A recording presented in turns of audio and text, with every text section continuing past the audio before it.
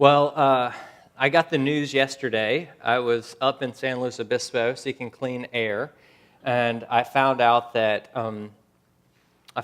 we have at Westmont. We were told that we have to make alternative arrangements for our finals, and there were a bunch of students there actually from Westmont up in San Luis Obispo studying, and I saw them kind of vigorously studying for their finals. Not really. When a bunch of students go to a coffee shop together to study for their finals, not a lot of studying goes on. So students, I just want you to know if you're here, you cannot count that as study time. It does not count, okay? So don't tell me 2 hours. It wasn't 2 hours. So I flashed back, though, to my days of studying, and I used to drill myself with note cards. As a history major, I would walk around campus at night because I have ADHD, and I have to, move to remember things, so I'm just doing flashcards. Names, dates, people, places, treaties, all around. Repetition, repetition, repetition. Right? I say repetition is the key to learning.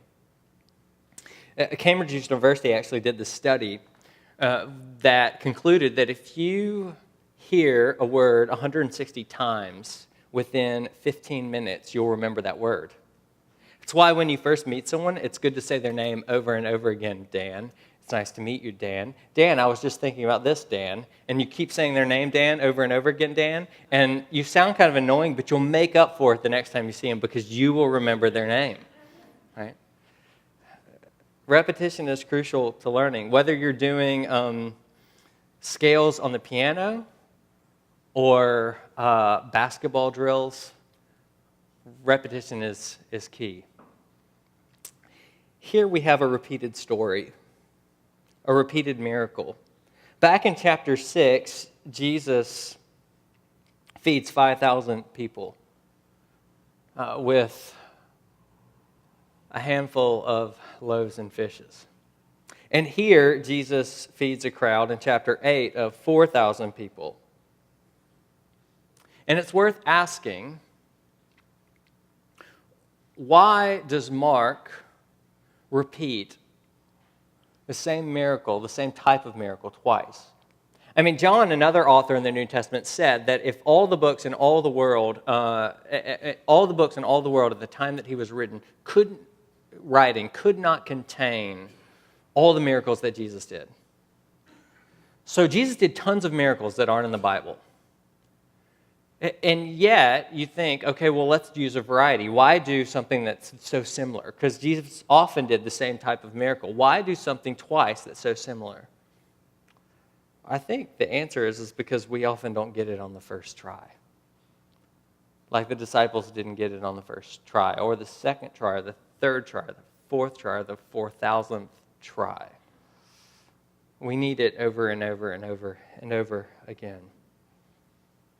In verse 21, Jesus concludes with this very penetrating question. Do you not yet understand? What was it that the disciples missed? What was it that they failed to understand? What might we fail to understand? What might we miss? Well, to understand that, I want to look at the miracle and the warning. First, the miracle. Let me set the scene for us. There's a great crowd of people, and they have followed Jesus out into the middle of nowhere. They're in a Gentile territory, and Jesus has been preaching for 3 days, and they have gone without food, verse 2 tells us. And this draws out something in Jesus. Compassion. Look in verse 2. He says, I have compassion on the crowd because they have been with me now for 3 days and have nothing to eat. Compassion drives Jesus. He feels this deep sense of empathy for the crowd. Look in verse 3 how he puts himself in their shoes. If I send them away hungry to their homes, they will faint on the way, and some of them have come from far away. And that's just amazing to me. He's thinking about what it will be like for them when they go home, that they might faint. Empathy. Empathy is putting yourself in someone else's shoes. Empathy is entering into their pain, feeling their pain as they would feel it, seeing the world as they would see it. In Jesus, he has a compassion on this crowd, and it's driven by empathy. And empathy brings intimacy, closeness. And what kills closeness is at least you, which I would have expected him to say. I mean, he has actually known hunger. He has known tiredness. And he could have said, well, at least you haven't been out here 40 days. He could have said, well, you came from a long way, but I came from heaven. At least you didn't have to come from heaven. I knew what it was like to be in a sinless, perfect relationship with my Father. At least you didn't lose that. I mean, at least you. You've probably had that experience before where you explain your pain to someone and they try to undermine or lighten that pain by putting it in perspective and maybe trying to do it helpfully, but they say, at least you. But the problem with at least you is at least you always kills closeness. Because it says that that person can't relate. But Jesus, he doesn't say at least you. And that's amazing to me, that the one who went without food for 40 days has compassion on those who went without food for 3 days. That the one who came from heaven itself has compassion on those who have traveled a long way from home. And he has compassion on us as well. You see, Jesus, he enters in. He enters into the pain of our world, to the suffering of our world. He knows it and he takes it to its full. And he takes it beyond what any of us will ever experience. He takes it beyond what any of us have ever experienced, and not so he can say, at least you, but so he can say, I feel your pain and I'm with you. And it's that empathy, that comfort, that care, that compassion that drives him to save them, to work on their behalf, and to do this miracle. The miracle is almost exactly like the one that comes before it. Jesus asks his disciples, how many loaves do you have and fish? They respond. Jesus takes them, and then he tells them to disperse them amongst the crowds. The crowds eat, and they are satisfied, and they take leftovers at the end. It almost is just like the one that comes before, but there are a few key differences, and the tell is in the differences. Have you ever watched one of those spy shows where someone figured out that someone was lying or that they were a spy, and afterwards, someone says to the person who figured it out, like, how'd you know? And they're like, well, they mentioned that they were surfing in the summer in Santa Barbara, and everyone knows who's from Santa Barbara that there are no waves in the summer, you know? It's the tell, it's the small thing. Everything else looks the same, but it's that small thing. Well, I think the key here is in the differences. In the first feeding, there were 5 loaves, but here there's 7 loaves. In the first feeding, when they pick up the baskets, there are 12 baskets left over, 12, one for each disciple, just enough, a perfect amount. But here, there are 7 baskets. And there's one other difference between these baskets. In the first one, the baskets were like brown bag lunches, right? Just enough for a person. But here, the baskets are big enough, like a laundry hamper. They're big enough to put Paul in and lower him down a window. So we're talking about very different type of baskets. And there's one other difference, and that is the region. The first time Jesus does the miracle, he does it in a Jewish setting, with Jewish people. And here we are in a Gentile region with Gentile people, non-Jews. And what all these facts, I think, come together to tell us is this: that God's grace is not just for some people, it is for all people. That God's grace is not just for Jews, it is for Gentiles. That God's grace doesn't just meet the necessity for Jews, But there is an abundance, a surplus, enough for the whole world. You cannot plumb the depths of God's love. And you cannot outrun His grace. You see, God's grace does not run on an economy of scarcity. It doesn't have limits. Some of you are familiar with a doctrine called limited atonement. That is a very unfortunate term because it can make some people think that it limits the value of the atonement. The doctrine of limited atonement, if you know what I'm talking about, is actually about the design of the atonement. What it's meant to accomplish is not about its value. Its value is infinite. Jesus' grace is infinite. And it is enough for the whole world. For everyone, everywhere. That's what Mark is trying to tell us. When Pam and I moved to do graduate school over in England, we decided that we would put everything on a credit card to save up miles so that we could go back and forth. And when I say everything, I mean everything. Like my tuition was on a credit card. Our rent was on a credit card. We were doing everything on a credit card. Well, because before then I had needed a lot of money or used a credit card very much, what I found out when I got there is that I quickly hit my limit doing that. So I'd run my credit card and all of a sudden they're like, no more. And I'm stuck in England and freaking out because we're like, how do we get groceries? How do we do this? We don't know. And it was like we were stalled. What do we do? And so I had to call the credit card company and I got them to raise my limit and it was fine. Some of us thinks that God's grace works like that.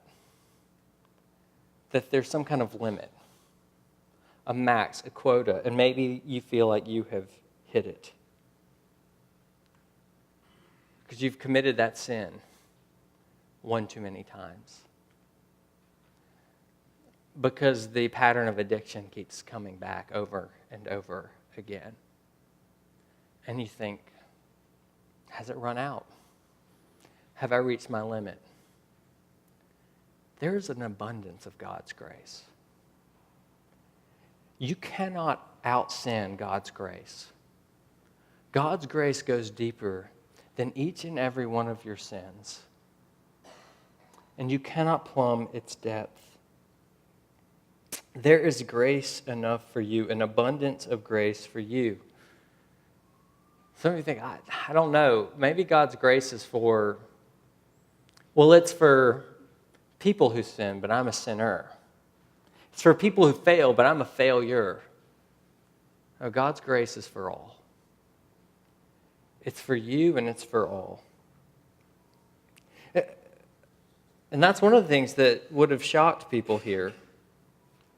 That Jesus, the Messiah, was ministering to Gentiles and inviting them to his table. Who would it be shocking for you to gather around this table with?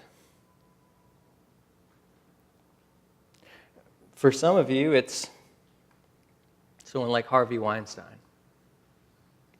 For others of you, it's our current or former president.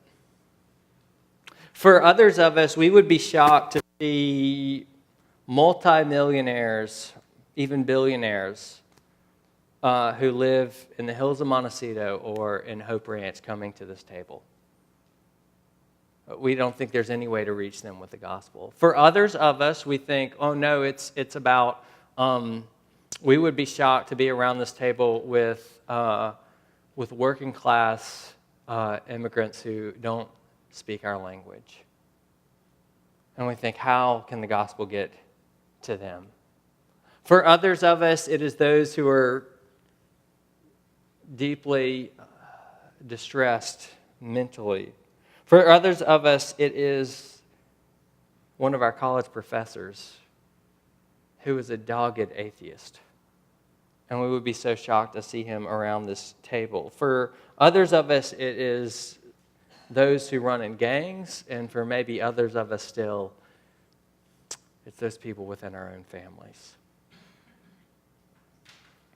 and we think they're outside the bounds. Grace can't reach them. No, there's an abundance of grace. For you, for me, for all. And God's grace reaches out. So here's the question. Are you working with an economy of scarcity or an economy of abundance as it relates to God's grace? Well, here are two signs that you may be working on an economy of scarcity. Envy and jealousy. In their book, The Cry of the Soul, Dan Allender and Tremper Longman say that envy comes from wanting to gain what we do not have, and jealousy comes from wanting to keep what we angrily fear we might lose. Envy and jealousy. Envy, wanting to get what we do not have. Envy looks like feeling like when someone else has a win, when they have a promotion, when they get into a relationship, when they have recognition, their win means our loss. When we see God give them certain gifts, we think that he can't give us certain gifts. When we see his love go out to someone else, we think that it doesn't mean love for us, that we're dealing with an all-sum game, and if they get a slice of the pie, it means we have a slice taken away. Envy. And that means that we're dealing with an economy of scarcity. What about jealousy?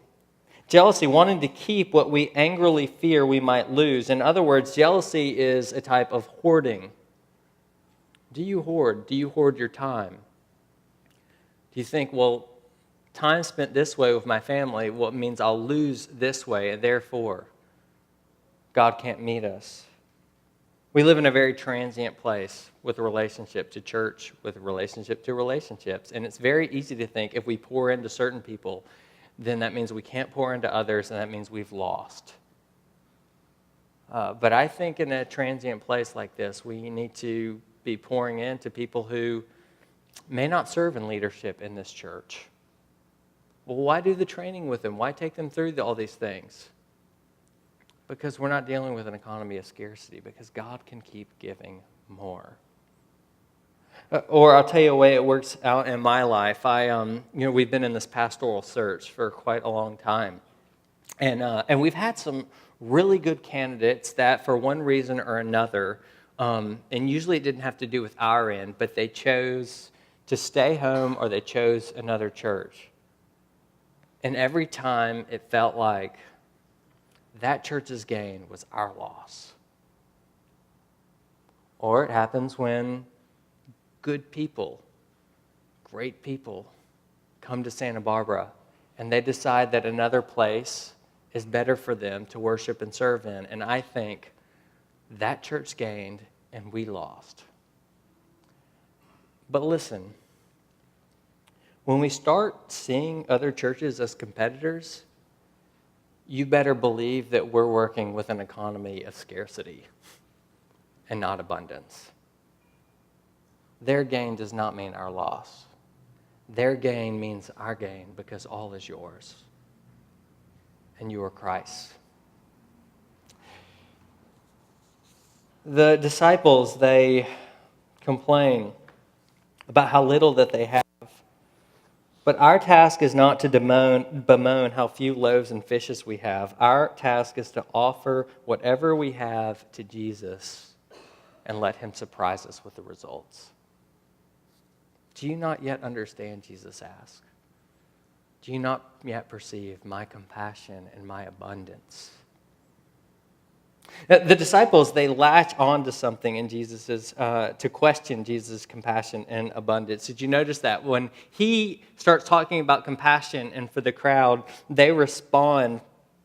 In chapter 6, they respond by protesting that it's going to be too costly and that cost will be either impossible or uneconomical. Here, they complain that the location is too remote, verse 4. How can one feed these people with bread here in this desolate place? Have you ever had that happen to someone?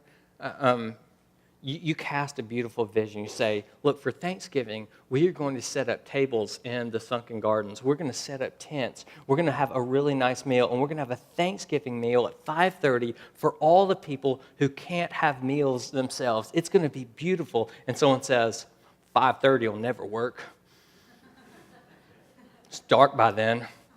You're like, you're missing the point. You're missing the point. Of course, okay, we'll change it to 5. You're missing the point, right? This is the problem that usually happens in conversations between N's and S's on the Myers-Briggs. Jesus clearly hears an N, and the disciples are asking, I'm kidding.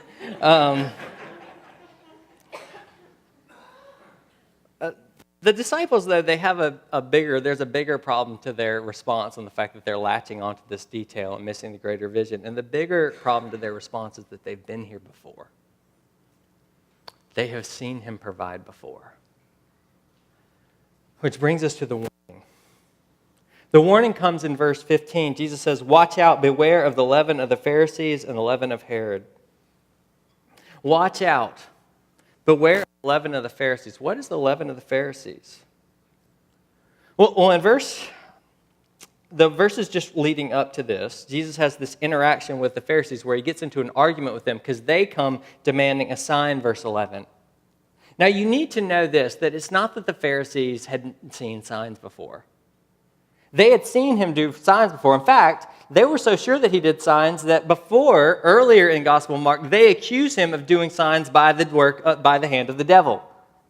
So they didn't need to see him do more signs. They had seen signs. It's like, what else do you need? You've seen Lazarus' daughter raised. What else do you need? You've seen we stopped the woman whose hemorrhage was bleeding forever. What else do you need? You've seen me calm the storm. What else do you need? You've seen me cast out demons. What else do you need? You've seen me raise the lame man. What else? What other sign could they need? But the Pharisees, you have to understand, their problem was not that they didn't have enough empirical evidence. Their problem was they didn't have the spiritual discernment to discern the evidence that was before them, which is so often the problem. We say we need more. Some of you are here and you are questioning whether Christianity is true or not. You think, I just need more information. But is that really the case? Is it really the case that you just need more information? The Pharisees did not need more information. Their problem was not an unconvinced mind, but an unconvicted heart. And Jesus says, beware of the leaven of the Pharisees. Leaven. Leaven is this idea, it's used in Judaism to talk about something that was very, very small, but then could permeate a greater reality. And when Jesus says, beware of the leaven of the Pharisees, what he's saying is this: look, the doubting that the Pharisees have, where they see the sign but they don't discern it, the spiritual blindness that the Pharisees have, he realizes that there's a seed of that within his disciples. Beware of the leaven of the Pharisees. Because in verse 16, his disciples are discussing the fact that they don't have any bread on the boat. And Jesus responds, verse 17, do you not yet perceive or understand? Are your hearts still hardened? Having eyes do you not see? Having ears do you not hear? Do you not remember? In other words, I just fed 5,000 people and then 4,000 people, and you're complaining that you don't have enough bread. Don't you get it? Don't you get it? But they don't get it. The leaven of the Pharisees. And Jesus says, watch out, because it can be in all of our lives. What does it look like? It looks like anxiety rather than prayer. Anxiety when the emergency alert goes off on all of us in the middle of the night. It looks like the ways in which we feel so indispensable. Like if we don't do it, it's not going to get done. Like somehow God is going to be thwarted, the sovereign of the universe in his plan. It looks like the ways in which we feel that God is going to be thwarted if we do this or if this doesn't happen. And we fail to recognize that he is the King of the universe, who plans the end from the beginning. It looks like our unwillingness to receive grace and forgiveness because we fail to recognize that when he said, "It is finished," he meant it. It looks like the ways in which we are unwilling to let God's word say what human flourishing and what our flourishing looks like. As if we fail to recognize that he's the one who created the world, and perhaps he knows best how it works. And he knows the difference between a disordered love and a love that's ordered for human flourishing. Beware of the leaven of the Pharisees. Watch out, because it can spread. You see, the disciples suffered from something that I suffer from. It's called spiritual amnesia. They forget the gospel. When Neve was younger, every morning we had this routine. We would get her up, we would change her diaper, we would fix her milk, and we would give her milk. And every morning, once we fixed her diaper, as we were fixing her milk, she would cry out bloody murder for her milk. Like, "You're not going to give me my milk, and I'm going to die." And we found ourselves sitting down with her and saying, "Neve, Mommy and Daddy fixed your milk yesterday, and the day before, and the day before that. And we are going to take care of you now.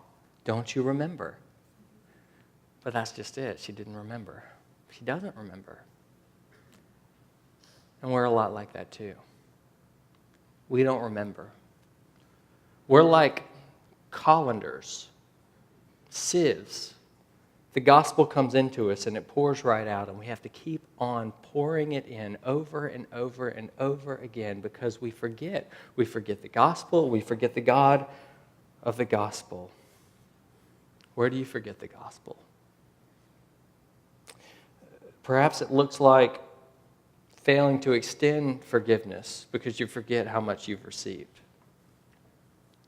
Perhaps it looks like entitlement and the bitterness that ensues, forgetting that every moment of your life and everything that you have is by the mercy of God. You exist by the mercy of God.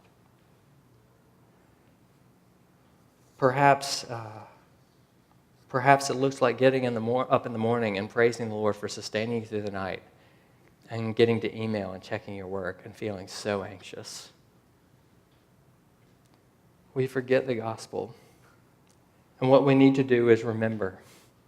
That's why Jesus, he goes over the facts with them. Verse 19, "When I broke the 5 loaves for the 5,000, how many baskets of broken did you take up?" They said to him, 12. It's good catechizing. "And the 7 for the 4,000, how many baskets full of broken pieces did you take up?" And they said to him, 7. And he said to them, "Do you not yet understand?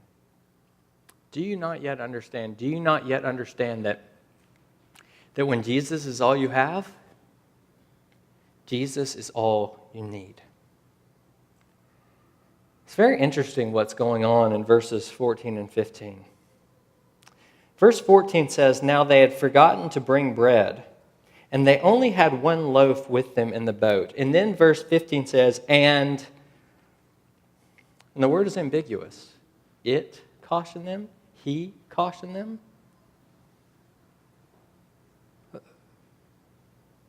The only loaf that they needed was the loaf that was there in the boat. It's the bread of life. It's him. He is the loaf. And when you have him, you have all that you need, because he will satisfy you. "Do you not yet understand?" Jesus asked them. And yet there's even hope in that. Do you not yet understand? Because Jesus knows that they will understand. They will understand. The veil will be removed when they go to the cross. And they see him there. And then they will remember. And then their hearts will be melted.